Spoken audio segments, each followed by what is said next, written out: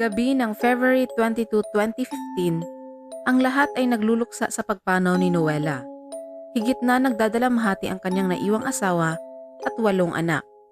Bumuhos ang pakikiramay mula sa mga kaibigan at kakilalang dumalo sa burol ng gabing iyon. Nang ilang sandali pa'y, isang kotse ang huminto at pumarada sa harap. Nagulat ang lahat nang makitang bumaba ang sakay ng kotse. Ito ay si Noela, ang babaeng pinaglalamayan nila sa mga oras na iyon. Labis na nagulat ang kanyang asawa. Inakala nilang multo ang kanilang nakikita, ngunit hindi. Totoong buhay ang nasa kanilang harapan. Paano nangyari ito? Mga kapatid, welcome sa Kwentong Barbero. Sa videong ito ay ating pag-uusapan ang totoong kwento ng isang babaeng dumalo sa sarili nitong burol.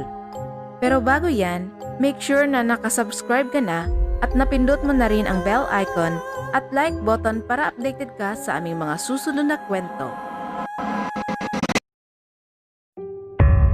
Taong 2004, iniwan ni Noela Rukundo ang kanyang lupang sinilangan sa Burundi para makipagsapalaran sa Australia.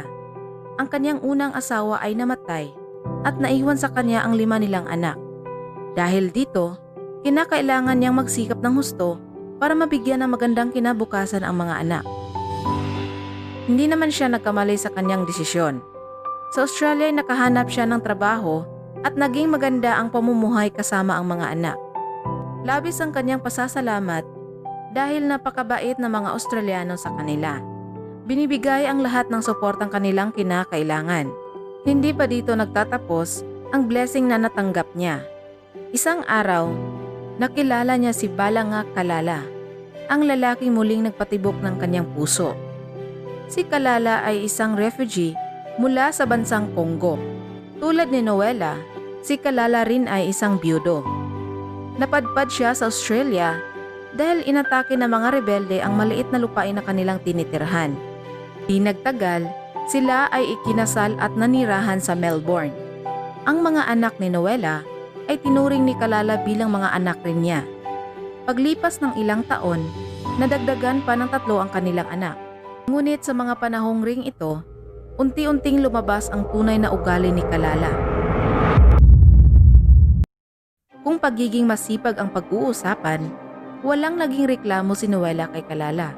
Napaka-hardworking nito at kailanmay hindi nagkulang sa pag-aalaga sa kanila. Ganun pa man, hindi rin siya perpekto at mayroong pag-uugaling di kaaya-aya. Napakabilis niyang magalit at laging naninigaw kahit maliit lang na bagay ang dahilan. May mga panahon ding pinagbubuhatan niya ng kamay si Noela. Ngunit pagkatapos ay agad na magmamakaawa at hihingi ng tawad. Bilang isang ina at asawa, lagi namang nagpapatawad si Noela. Iniisip niyang normal lang ang ugali ng asawa, lalo pat hindi rin biro ang pinagdaanan nito sa bansang kanyang pinanggalingan. Isang araw, isang masamang balita ang dumating sa kanila. Pumanaw dahil sa sakit ang stepmother ni Noela na nasa Burundi. Ito ang nagpalaki sa kanya, kaya naman hindi siya nagdalawang isip na lumipad at pumunta bilang respeto sa ina.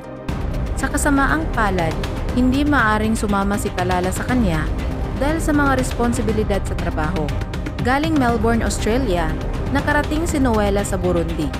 Lagi siyang kinukumusta ni Kalala sa pamamagitan ng pagtawag sa cellphone.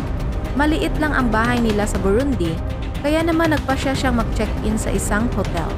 Isang araw, galing sa Lamay, umuwi si Noela sa hotel na kanyang tinutuluyan. Tumunog ang kanyang cellphone. Tumatawag ang kanyang asawa. Sinagot niya ito at napansin niyang tila malungkot ang boses nito. Kanya itong kinausap nang sa gayon ay kumalma at maibsan ang kalungkutan. Ilang sandali pa'y sinabihan ni Kalala si Noela na lumabas para lumanghap ng sariwang hangin. Dahil siya ay masunurin, sinunod ni Noela ang sinabi ng asawa. Lumabas siya at naglakad, ngunit hindi pa man siya nakakalayo sa hotel, isang lalaki ang lumapit at nagtutok ng baril sa kanya. Hindi na siya nakapalag at napilitang sumama. May 3 pang kasama ang lalaking ito at dinala si Noela sa isang bakanting gusali.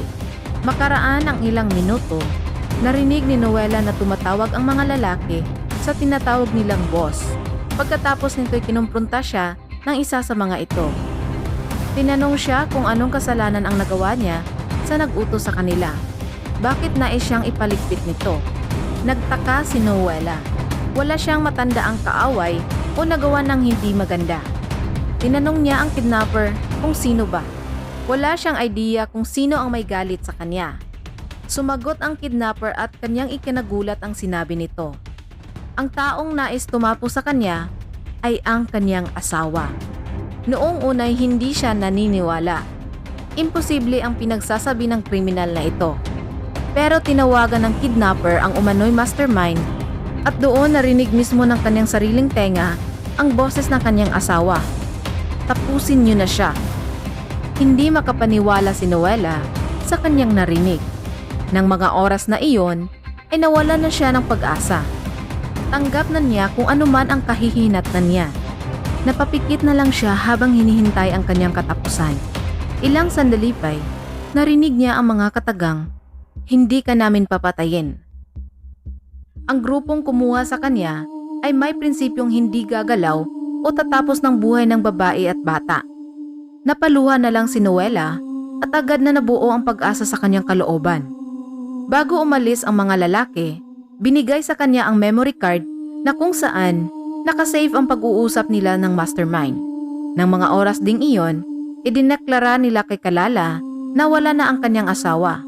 Dahil dito, agad niyang inayos ang magiging burol ni Noela. Nagpalipas ng ilang araw si Noela sa gusaling pinagdalhan sa kanya. Sa Melbourne naman, ang lahat ay naghihinagpis sa kanyang biglaang pagpanaw. Nalaman ni Noela na kasulukuyang ginaganap ang burol para sa kanya.